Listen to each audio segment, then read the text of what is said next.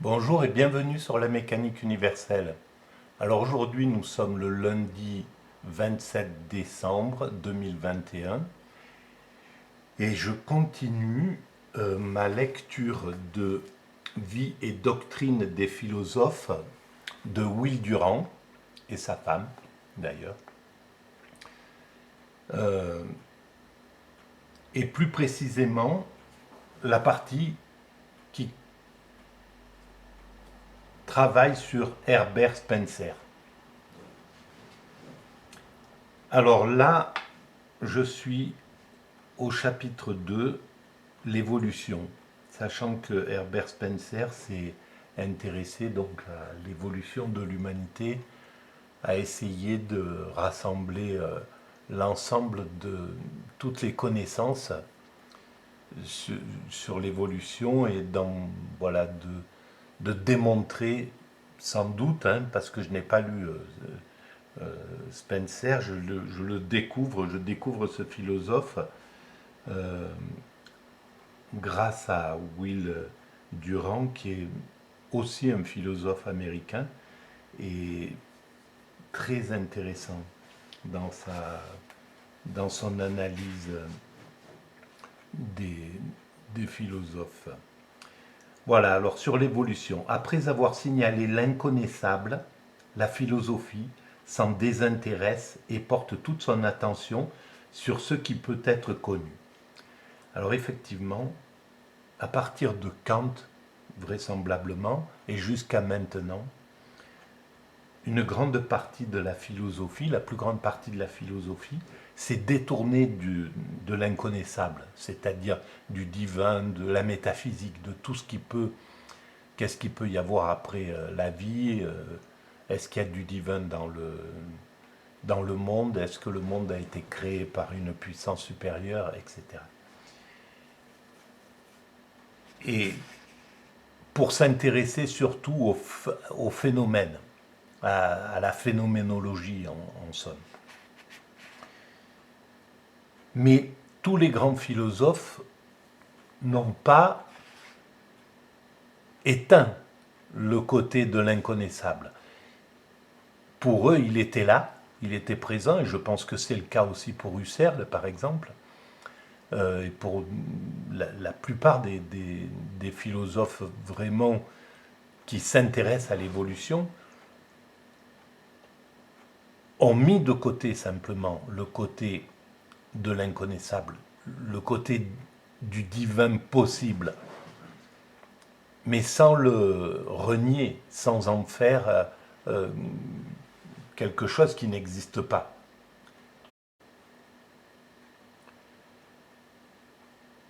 Sans se détourner de la possibilité du divin.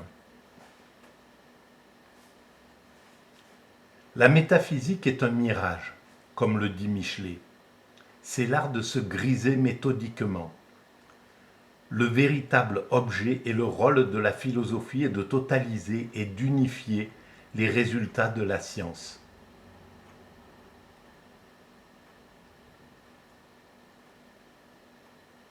La connaissance à son degré le plus bas est une connaissance non unifiée. La science est une connaissance partiellement unifiée. La philosophie est la connaissance entièrement unifiée. Je suis d'accord avec ça.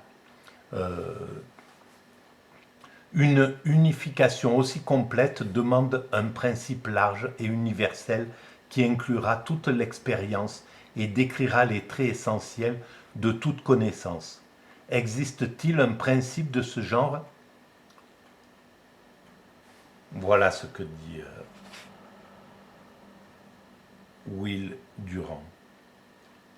Une telle intégration implique naturellement une diminution du mouvement dans les parties, comme l'accroissement du pouvoir de l'État diminue la liberté des individus. Mais en même temps, elle confère aux parties une interdépendance, un tissu protecteur de relations qui constitue la cohérence et favorise la survivance du groupe.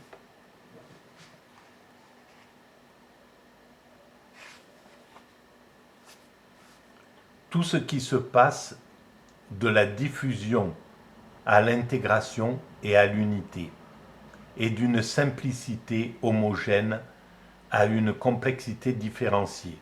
Par exemple, l'Amérique de 1600 à 1900 est emportée par le flux de l'évolution.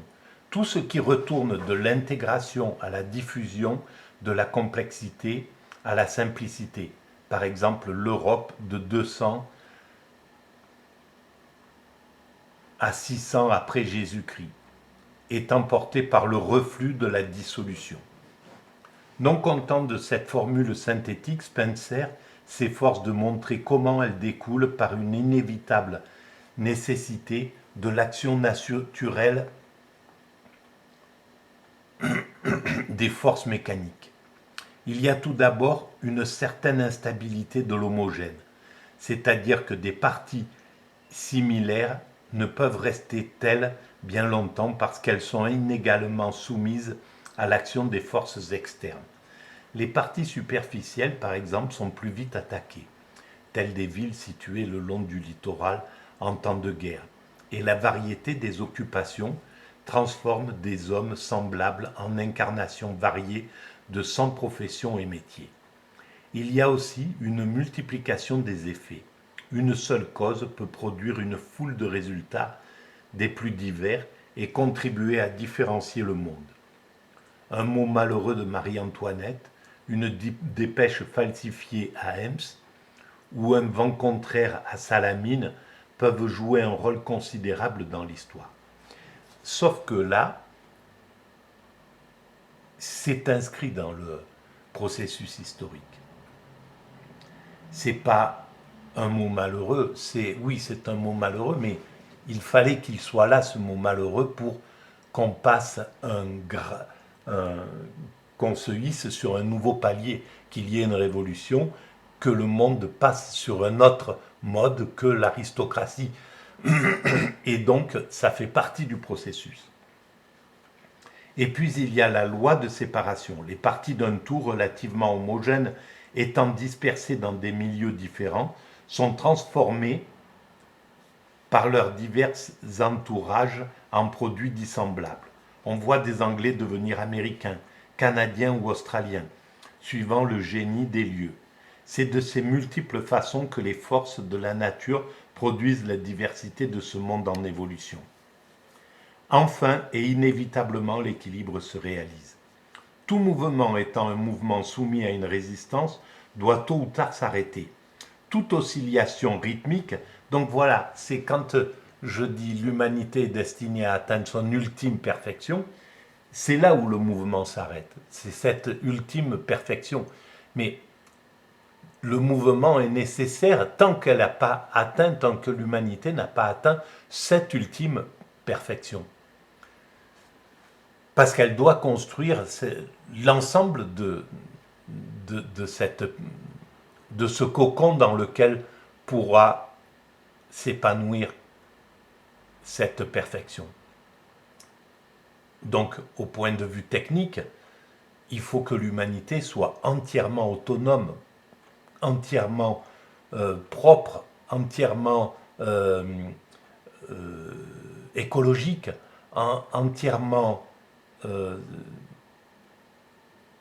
organisée pour que chaque être humain qui voyage sur cette terre, qui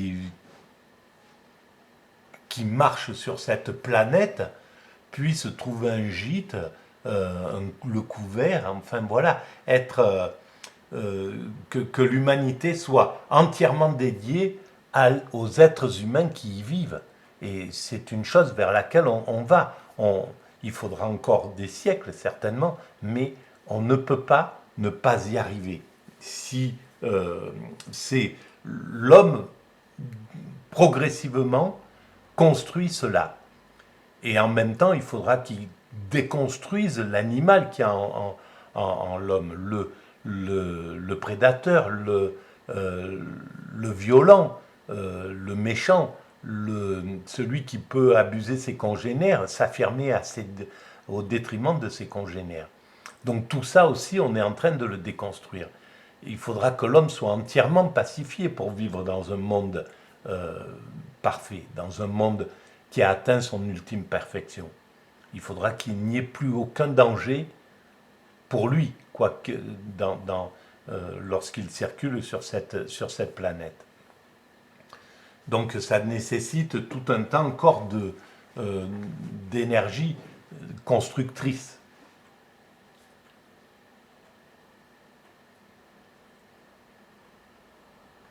Tout mouvement, étant un mouvement soumis à une résistance, doit tôt ou tard s'arrêter. Toute oscillation rythmique, à moins qu'elle ne soit renforcée du dehors, perd de sa vitesse et de son amplitude. Il a compris en fait tout le processus. C'est ça qui est vraiment incroyable chez Spencer en 1850-60. Les planètes parcourent ou parcourront une orbite plus petite qu'elles n'ont autrefois décrit. Le Soleil, au cours des siècles, perdra de sa lumière et de sa chaleur.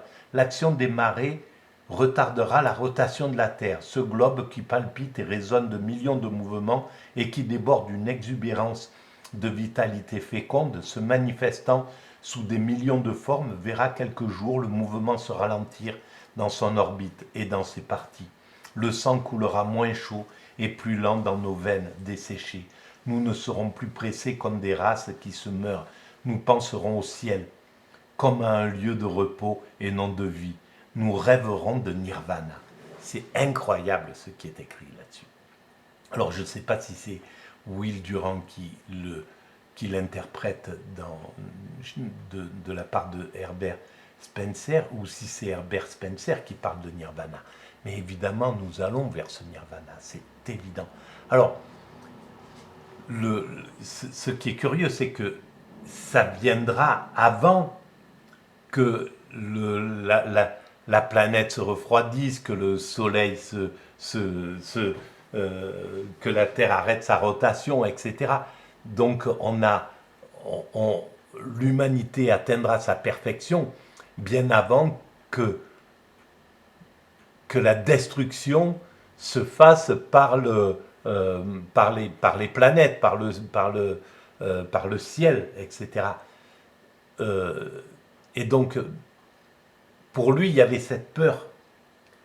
Et c'est ça qui est incroyable. Peu à peu, mais cette peur, elle marche pas. Et c'est pour ça qu'il était un peu pessimiste d'une certaine façon, Spencer, parce que il voyait pas le côté positif de cette finalité. C'était un peu comme si la création était vouée à la mort. Oui, elle est vouée un jour ou l'autre à la mort. La terre et le soleil sont voués à une mort, à se refroidir, à devenir à mourir, quoi. Hein. Nous le savons, la science le dit. Sauf que c'est bien plus loin que ce que doit faire l'humanité. L'humanité, elle doit atteindre sa perfection. Pourquoi? Avant, ça, on n'en sait rien. Pourquoi elle doit atteindre sa perfection? Et elle l'atteindra avant que cette catastrophe planétaire arrive.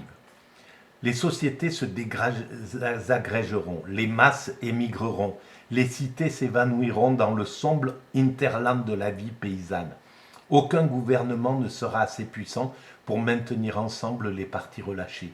On ne se souviendra même plus de l'ordre social. Ça, c'est très possible que cette partie-là arrive, qu'on passe par cette période de désagrégement, de désagrégation sociale, de fin de l'ordre social, de chaos. Et on a l'impression de commencer, ou d'y être déjà, d'entamer cet apocalypse d'une certaine façon. Et les religions ont déjà pensé cette chose-là. Même les religions asiatiques qui parlent d'une corruption du cycle. Et il est possible qu'on soit obligé de passer par cette étape de chaos. Mais pour lui, c'est quelque chose de négatif. pour moi, c'est un passage simplement. La perfection l'ultime perfection de l'humanité doit apporter autre chose. Qu'est-ce qu'elle ouvrira? Sur quoi elle ouvrira? On n'en sait rien. Mais il y a quelque chose qui nous pousse à aller vers cette ultime perfection qui est le nirvana, qui est l'extase. C'est ce que dit la mécanique universelle. Mais pourquoi? Qu'est-ce que ça va entraîner d'atteindre cet état-là? À quoi ça sert? Est-ce que c'est pour l'extinction de l'humanité dans la paix, dans l'amour et dans l'apothéose? Est-ce que c'est ça?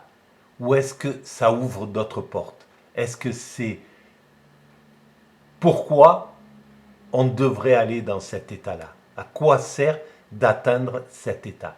Ça, c'est quelque chose que nos frères humains qui après nous vont venir devront découvrir. Et chez l'individu, pareillement, l'intégration finira par se rompre. Et cette coordination qui est la vie disparaîtra dans ce désordre et cette dispersion qui est la mort. Voilà comment interprète Spencer. La Terre sera le théâtre chaotique de la décomposition, du sombre drame, de l'énergie en dégradation irrévocable, et elle retournera elle-même à la poussière et à la nébuleuse d'où elle est sortie. Le cycle de l'évolution et de la dissolution sera complet. Ce cycle recommencera encore et sans cesse, à l'infini. Mais le dénouement sera toujours le même. La vie porte au front le memento mori. Toute naissance est un prélude à la dissolution et à la mort. Alors, dans ce sens-là, Herbert Spencer est cyclique.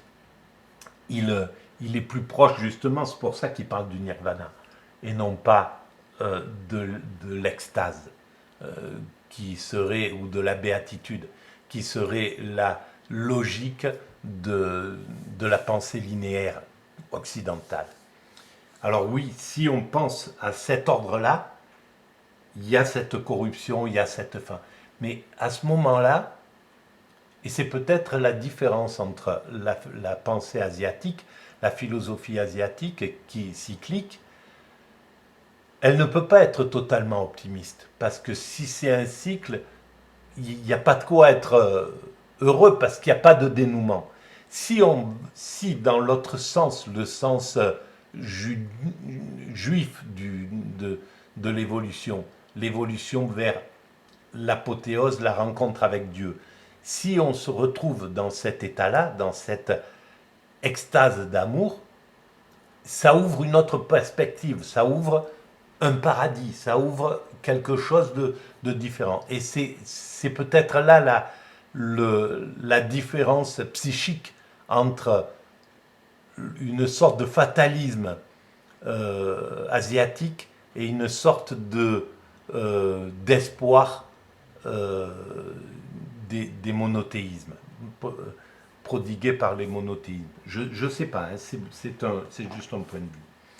Les premiers principes sont un drame magnifique qui raconte avec un calme presque classique l'histoire de l'élévation et de la chute, de l'évolution et de la dissolution des planètes, de la vie et de l'humanité. Voilà, exactement. Mais c'est un drame tragique dont le mot de Hamlet formerait l'épilogue le plus approprié. Tout le reste est silence. Peut-on s'étonner que des hommes et des femmes, nourris de foi et d'espérance, ne soient révoltés contre ce résumé de l'existence? Bien sûr, voilà, c'est pourquoi ça a révolté sans doute ceux qui l'ont lu, cette finalité proposée par Spencer. Mais Spencer, il a fait extrêmement évoluer la pensée de l'évolution, justement. Mais elle est d'un côté pessimiste. Et on pourrait le voir comme une philosophie anglaise, oui. Parce que chaque continent chaque pays a sa réflexion particulière. La philosophie allemande n'a rien à voir avec la philosophie italienne, espagnole, française, anglaise. Et l'anglaise pas rien à voir avec les autres, comme dans la peinture d'ailleurs. La peinture anglaise, elle est particulière. La peinture allemande, elle est expressionniste. La peinture française, elle est conceptuelle, voilà, plutôt sur l'intellect, etc. La peinture espagnole, elle est plus sur la terre, sur la, euh, sur la mort, la vie comme ça. La peinture italienne, elle est plus sur l'esthétique, sur une sorte d'autre dimension. Voilà comment moi je l'interprète. C'est pas chacun doit. C'est pas une certitude, c'est mon analyse. C'est ce que j'ai analysé quand je faisais de la peinture. Mais la, la philosophie anglaise est un peu dans ce côté un petit peu fataliste. Et c'est pour ça que ce qui est prédominant, c'est le vivant, c'est le commerce, c'est le business, c'est la, la vie, la vie phénoménologique d'une certaine façon. C'est pas le spirituel. Le spirituel, il est quand même mis de côté. Et là, on le sent chez Spencer.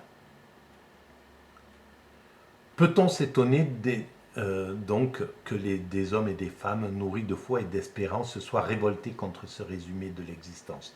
Nous savons bien qu'il faut mourir, mais comme le lendemain pourvoira à lui-même, nous préférons penser à la vie.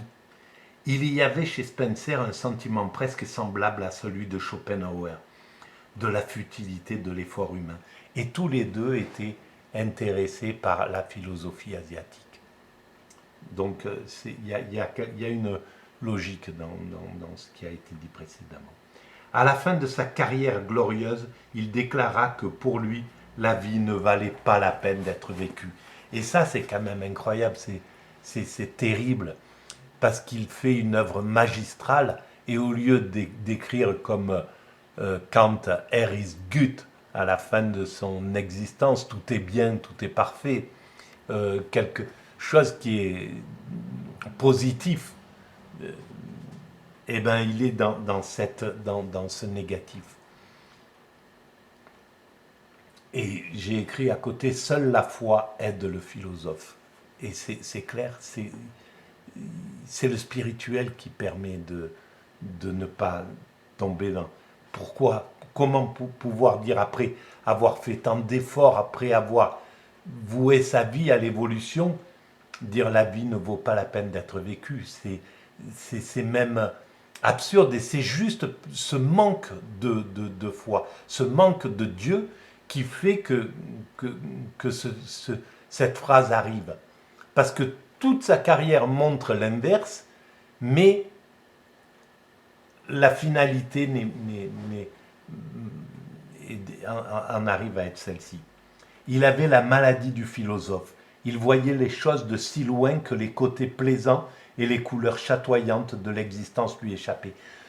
C'est pas la maladie des philosophes, c'est peut-être la maladie des philosophes anglais, on va dire oui, mais peut-être c'est pas la maladie des philosophes allemands. Ou à part, bon, peut-être Schopenhauer, je ne sais pas, mais peut-être Nietzsche, mais une grande part de la philosophie allemande n'est pas comme ça. Une grande part de... C'est peut-être pas tous les philosophes. C'est pas la maladie du philosophe. C'est la maladie du philosophe athée. Voilà. Spencer se rendait compte qu'on ne pouvait accueillir avec faveur un système philosophique dont le dernier mot n'était pas Dieu et le ciel, mais équilibre et dissolution. Oui, c'est ça. Si le dernier mot n'est pas Dieu et le ciel, mais équilibre et dissolution, ça ne peut pas être compris par l'humanité. Ça ne peut pas être admis correctement. Et c'est juste une mécompréhension de ne pas mettre Dieu à la fin. Parce qu'il aurait très bien pu dire, ça c'est pour le monde phénoménal. Voilà, l'humanité telle qu'elle. Je décris l'humanité telle qu'elle évolue, son évolution, l'évolution de la vie, de la biologie, de la morale, etc. Mais n'oubliez pas que au-dessus, il y a un principe créateur. Et c'est toute la différence qui fait la mécanique universelle. La mécanique universelle parle de ça, justement. Dieu s'est imposé à moi tout de suite, dès le début de la compréhension de cette évolution. Et ça change tout, ça n'empêche pas la peur de mourir, ça n'empêche pas les angoisses, ça n'empêche pas tout un tas de choses, mais ça donne de l'optimisme à l'évolution, à l'évolutionnisme. Et en terminant cette première partie, il défendit avec une éloquence et une ferveur peu ordinaire son droit de proclamer les dures vérités dont il avait conscience. Voilà. Malheureusement, il a été obligé de le proclamer parce qu'il avait ce caractère comme ça, fort, de dire ben oui, c'est quoi qu'il arrive, il faut que je le dise, même si c'est pessimiste, il faut que j'exprime cette vérité. Qu'il se souvienne que l'opinion est le moyen par lequel le caractère adapte lui-même les arrangements extérieurs et que son opinion à lui fait partie de ce moyen à juste titre. Elle est une unité de force qui constitue avec d'autres unités du même genre la puissance générale qui produit les changements sociaux, et il comprendra qu'il peut formuler ses convictions les plus intimes en leur laissant produire tel effet qu'il se pourra. Voilà, bien sûr, il a compris qu'il fallait qu'il fasse son travail. C'était comme ça, même si ça mettait du pessimisme à l'humanité, il fallait qu'il le fasse. Il était payé par la vie pour ça, d'une certaine façon. Voilà. Payé d'être né pour ça.